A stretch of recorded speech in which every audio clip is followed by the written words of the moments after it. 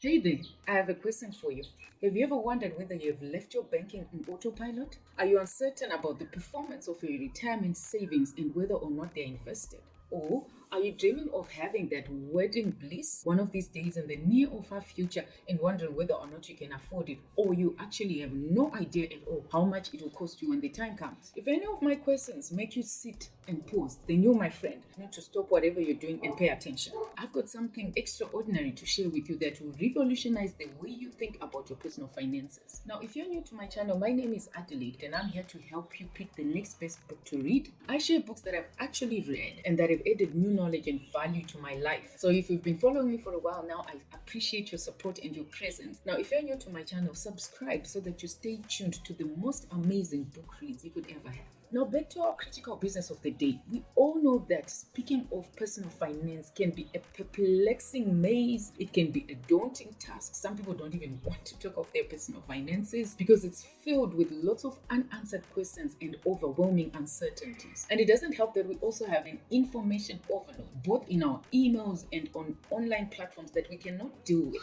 Most of it also being quite misleading. But fear not, my friend, because amidst all that chaos, there are some beacons of light. For example, I'm speaking here of a book that will guide you towards financial clarity, financial security, and some growth. And I'm talking here over the long term of exponential growth. So this right here that I'm holding is I Will Teach You to Be Rich by Ramit Sethi. And this book here, my dear readers, is a game changer. So whether you're a young professional or a recent student drowning in student loans, or a young professional trying to navigate the complexities of credit cards, or like I said earlier on in my introduction, if you are a young couple dreaming of the picture perfect wedding that is coming sooner or later, if you're in any of these categories and more, then you need to grab yourself this book. I found that it provides the keys to unlock a whole world of financial empowerment and freedom. Now, let me say, these are the nuggets that such clever people, if I can say, could keep to themselves, but they choose to share them with us. And when they do, dear reader, I suggest that we grab such opportunities. We shouldn't leave them go. Now, Ramit Sethi is a well-known author. He's also a podcast runner and he's got a blog by the same name as this book, which is I Will Teach You to Be Rich. And if you've been watching Netflix lately, you would know him by now as he's got a show by the very same name on Netflix. He is regarded as a financial guru now, and I can tell you that after reading his book, I do think and agree that he is a financial expert. When you go on his website, which I did as I read this book, because he refers to his website a lot as you read the book, there are numerous and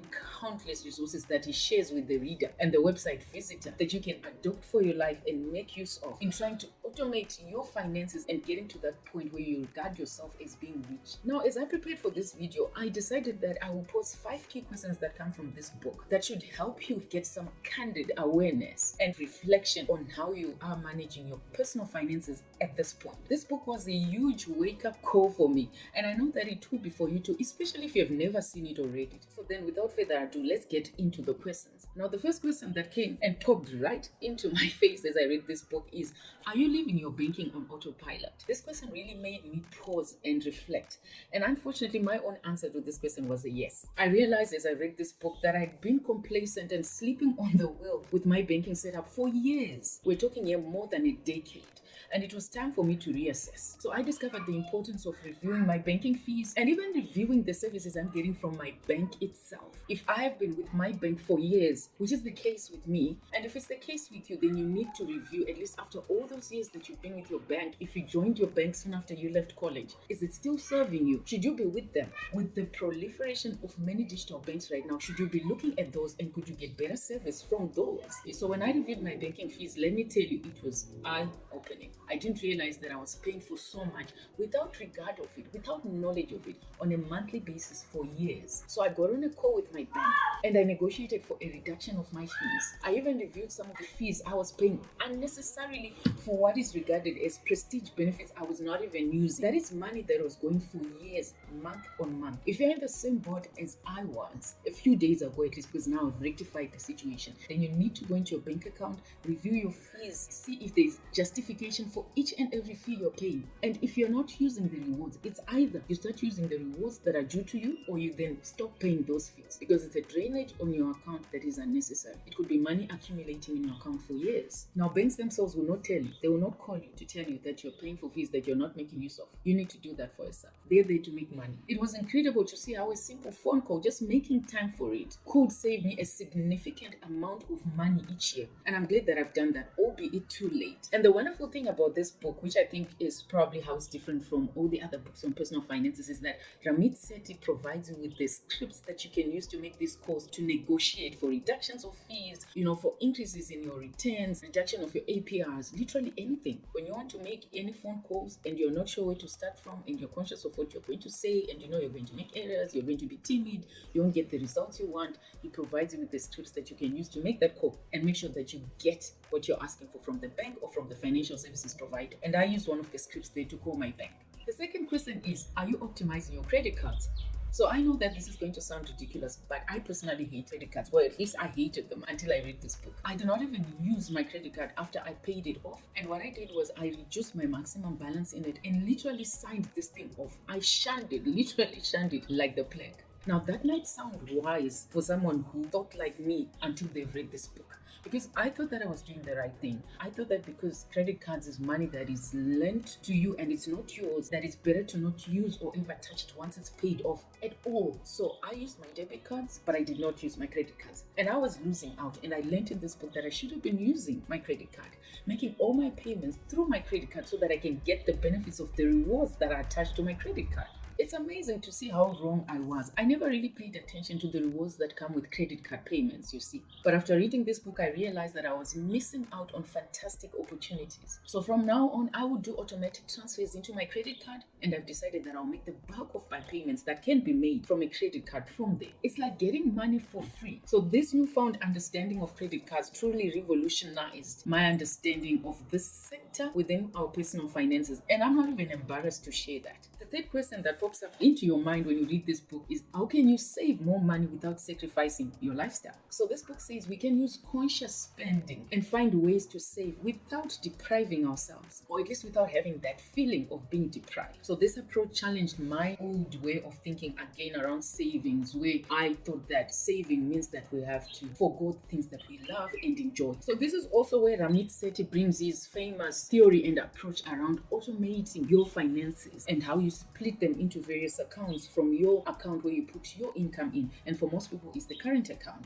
Once your money is in there, the advice in this book, which is great, is that you automatically transfer to your savings account, to your investment account, to your retirement account, if you're doing it personally, your retirements, to your housing account, whatever accounts you've got, which if you've been watching my videos lately, you would have learned from T. Harv Eker's book, Secrets of the Millionaire Mindset, that he advised that we have multiple accounts where we split our monies into each month. And Ramit Sethi is agreeing with that arrangement, but also adding onto that automatic transfer so that you don't have to consciously remember each month to make your transfers. You could forget, mistakes happen, and you also do not have to ever think then to spend afterwards the money left because you've taken care of all your business in the various accounts. So inspired by this book, I analyzed my expenses and identified areas that I know I don't ever want to give up. They provide enjoyment in my life and therefore I can continue spending there. But also then identified areas that I'm just making payments to in probably big portions of my income, but I do not necessarily need that and I can forego that. Then my conscious spending is going to have to be playing around with the proportions of my spending between such expenses, making sure that I spend more on what I like and less on what I don't really care about. And as long as I do it that way, then I'm not compromising my happiness, you see. So I like the section on conscious spending because it's different. It's not saying that have a tight budget and hold on to every penny you can save and live a miserable life until you're 60 when you retire. Just channel your monies where you enjoy the most while you're still young.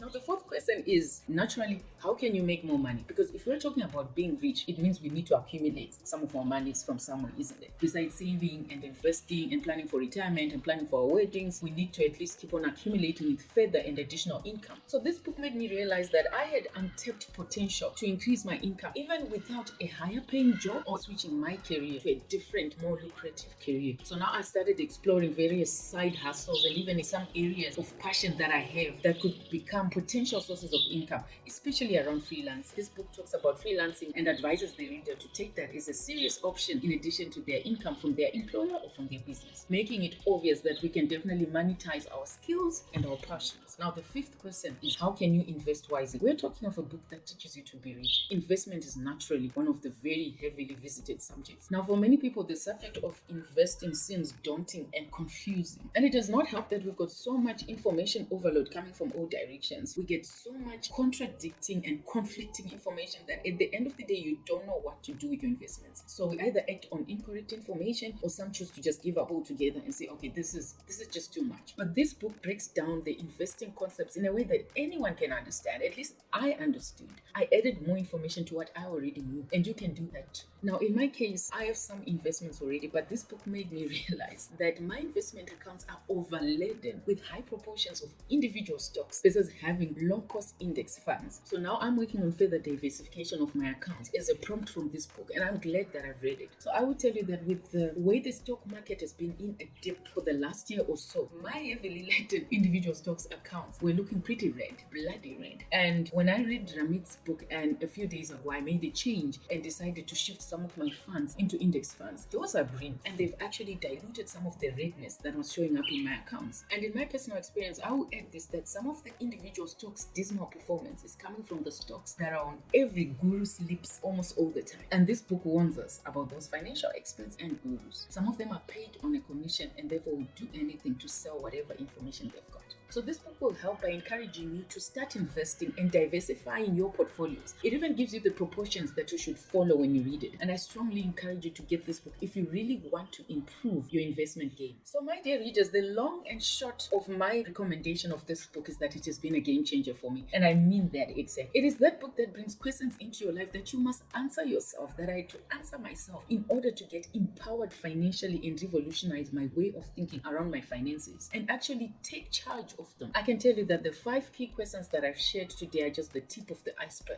There is way more in this book around planning for your wedding, like I mentioned earlier in the video. You'll find it here. Planning for your retirement right from a young age, right from as soon as you start working. It also covers setting up of prenups, an area that is intimidating for many people because they think that it tends to split couples apart and cause some tension. This book covers it and says, let's make that a familiar topic to discuss. So literally anything to do with your finances, you may find in this book. It is also not a short read at all. It is 325 pages, but that is because there's a lot of detail and explanations to make sure that the reader understands. So guys, remember that your financial journey is different. I mean, everyone's financial journey is different, but the lessons in this book can apply to anyone. Now, this version that I've got is the second edition that was written for the UK audience. So even the currency it refers to is in euro or British pound, and the first edition had been written for the USA audience, and it was in US dollars. But the knowledge that comes from it is transferable to literally any country in the world. We all have credit cards. We all have accounts that we want to automate. We all have various splits we want to do of our incomes. We all want to save for retirements. We all have weddings, whichever corner of the world we come from. So if you're ready to take charge of your finances and prepare for a richer and wealthier financial future, I would urge you to get I Will Teach You to Be Rich by Ramit Sethi. Thank me later on this one, guys. Trust me. So that's all for today's book recommendation, and I hope that you've thoroughly enjoyed it. If you have any comments and want to share your thoughts on I Will Teach You to Be Rich, I encourage you to put your comments in the comment section below. Remember to subscribe, like, and share this video if you've enjoyed its content. Otherwise, I encourage you to look up my other videos and to many more book reviews and recommendations.